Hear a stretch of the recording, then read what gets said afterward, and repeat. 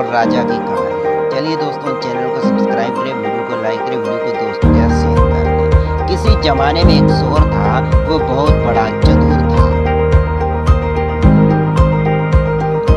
लोगों का कहना है कि वो आदमी की आंखों का काजल तक उड़ा सकता था। एक दिन में उस चोर ने सोचा कि जब तक वो राजधानी में नहीं जाएगा और वो करतब नहीं दिखाएगा, तब तक चोरों के बीच में उसकी धाक नहीं जमेगी। ये सोचकर वो राजधानी की ओर रवाना हुआ और वहां पहुंचकर उसने देखने के लिए नगर का चक्कर लगाया और कहा क्या कर सकता है। उसने तय किया कि राजा के महल में अपना काम शुरू करेगा। राजा ने रात दिन महल की रखवाली के लिए बहुत सी सेना सिपाही दोस्तों तैनात कर दिए। बिना पकड़े गए जो परिंदे में महल में नहीं घुस सकता। महल में एक बहुत बड़ी घड़ी लगी हुई थी जो दिन रात समय बताने के लिए घंटे बजाती थी। चोर ने लोहे की कुछ कीलें इकट्ठी की और जब रात को घड़ी के 12 बजे तो घंटे की हर आवाज के साथ वो महल की दीवार में एक एक कील ठोकता था और इस तरह बिना शोर किए उसने दीवार में 12 कीलें लगा दी। फिर उसने पकड़ कर उसके ऊपर चढ़ गया और महल में दाखिल हो गया। उसके बाद वो खजाने में गया और वहाँ बहुत से हीरे चुरा लिए। अगले दिन जब चोर को पता लगा कि मंत्री ने राजा को इसकी खबर दी, राजा बड़ा हैरान और नाराज हुआ।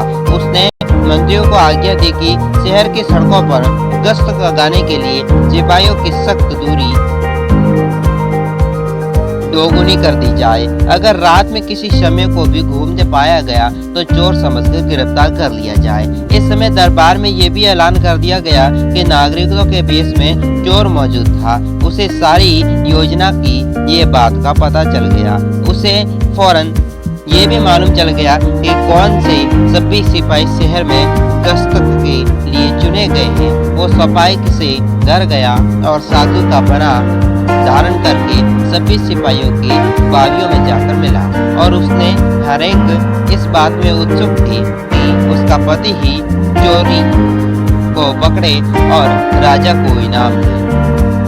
ये करके चोर उसके पास गए और उसने हाथ देख कर बताया कि वो रात उसके लिए बड़ी शुभ है।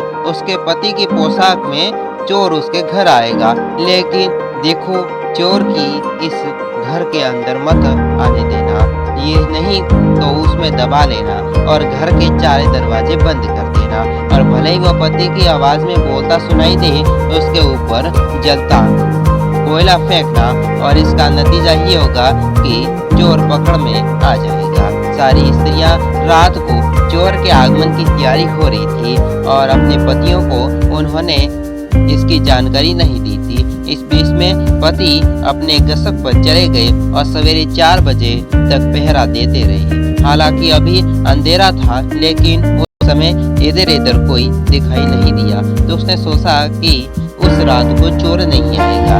ये सोचकर उन्होंने अपने घर चला गया और फैसला किया कि ज्यों कि वे घर पहुंचे स्त्रियों ने सदे हुआ कि चोर की बताई कार्यवाही शुरू कर दी जाए। फल ये हुआ कि सिपाही जल गए और बड़ी मशक्कत ने स्त्रियों को विश्वास दिया पाया कि वे ही असली पति हैं और उसने दरवाजा खोल दिया जाए। सारे बच्चियों ने जल जाने के कारण उन्हें अस्पताल ले जाया गया। दूसरे दिन राजा दरबार में आया तो उसे सारा हाल सुनाया गया। सुनकर राजा बहुत चिंतित हुआ और उसने कोतवाल को आदेश दिया वो स्वयं जाकर चोर पकड़े। उसने रात को कोतवाल ने तैयारी होकर शहर का पहरा देना शुरू कर दिया। जब एक गली में जा रहा था तो चोर ने उसे देखकर कहा मैं चोर हूँ। कोतवाल समझा कि कोई मजाक कर रहा है।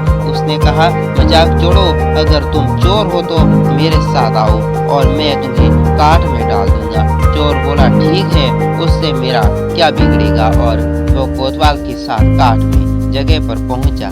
वहां जाकर चोर ने कहा कोतवाल साहब, इस काट को आप इस्तेमाल कैसे किए करते हो, मेहरबानी से मुझे समझा दीजिए। कोतवाल ने कहा तुम्हारा क्या भरोसा, मैं तुम्हें बताऊं तुम भाग जाओगे। चोर बोला, उसके बिना कहे मैंने अपने आप को हवाले कर दिया, मैं भागकर क्यों जाऊंगा। कोतवाल उसे ये दिखाने के लिए राजी हो गया और काट कैसे डाला जाता है जो ही अपने हाथ पैर और उसने डाले कि चोर ने झट से चाबी घुमाकर कार का ताला बंद कर दिया और कोतवाल को राम राम करके चला गया। आज की कहानी बस इतना ही, मुझे दीजिए इजाजत, नमस्कार।